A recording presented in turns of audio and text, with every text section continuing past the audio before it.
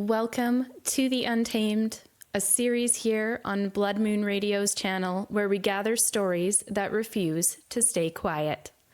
This is a space for voices history tried to silence. The women, yes, but also the visionaries, the rebels, the outsiders.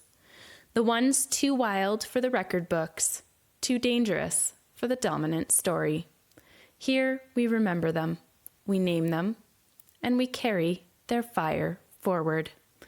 These are not just tales of the past. They are reminders that the untamed spirit still moves through us, calling us to live fiercely, freely, and unashamed. Today, we're going to talk about Sophie Morigeau. She is a Métis fur trader from the 1800s in the East Kootenays area of British Columbia, Canada. Sophie carved out a life that defied every expectation of her time. Independent, fierce, relentlessly herself.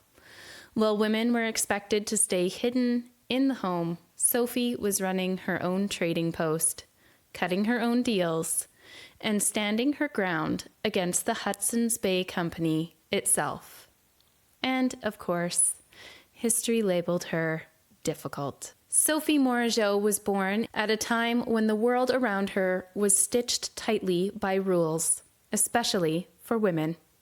And yet, Sophie didn't follow the rules. She built a trading empire of her own, not through the backing of a husband or a father, but by her own wit and will. She dealt directly with Indigenous communities, traveled into rugged territories, and carved out space in a frontier economy that wasn't designed for her to succeed. People called her shrewd, stubborn, intimidating. Men resented her power, but they also relied on her because she was good at what she did. Sophie Morigeau lived unapologetically in that liminal space between two worlds, Catholic on paper, but accused of being too close to Indigenous practices, unmarried, but taking lovers freely, respected for her influence, but whispered about for her independence. She didn't fit the mold. She refused to. And in that refusal, she became unforgettable. Her life is proof that legacy doesn't always belong to the polite, the palatable, or the easy to explain. Born around 1836 of mixed Indigenous and European heritage, she was raised between worlds. The Indigenous knowledge of the land and languages, and the European fur trade economy that was reshaping everything it touched. From an early age, Sophie learned to navigate both realms. She married Jean-Baptiste Chabot in 1852, part of a Métis tradition called à la façon de paix, marriages that built alliances between traders and Indigenous communities. She didn't settle into that role, though. By the 1860s, Sophie had reclaimed her own name and her freedom. She built her own path, not through marriage or inheritance, but with ambition, grit, and intelligence. Sophie's world of pack trails, fur trade posts, and mining camps was a proving ground. She emerged as a trader, rancher, and, legend has it, a bootlegger. By 1872, she'd acquired 320 acres near what is now Windermere, BC, and opened a trading post at Tobacco Plains. She didn't just survive. She traded with Kootenay and Métis communities, sold to miners and railway crews, and even charged tolls for fishing in her stretch of water. When people refused to pay, some say she simply scared away all the fish.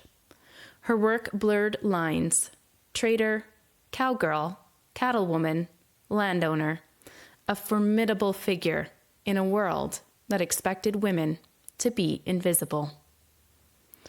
Tellings of Sophie often become legendary.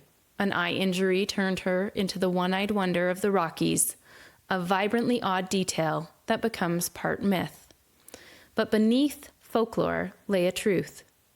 Sophie leveraged her Métis identity, her familial networks, her fierce autonomy to create a life of power outside expected boundaries. She was a cultural mediator, fluent in Indigenous and European worlds, and fiercely ahead of her time. Sophie's story isn't just a quirky footnote of Canadian history. It's part of a pattern. Everywhere we look, there are people who lived too boldly to be contained, and who, because of that, were pushed to the margins of the record. But the margins is where real power lives. Sophie Morigeau reminds us that you can be untamed, successful, feared, admired, and free in a world that's trying to cage you. That untamed spirit often becomes the most consequential legacy. She wasn't a footnote. She was a frontier force, a reminder that power rarely asks for permission, and we are the richer for remembering it and her. If Sophie's story stirs something in you, let it be a reminder. The voices that don't fit the dominant story are often the ones we need most. Thank you for watching, and if you want more stories like this, subscribe to the channel, share this video, and keep walking with us into the Untamed.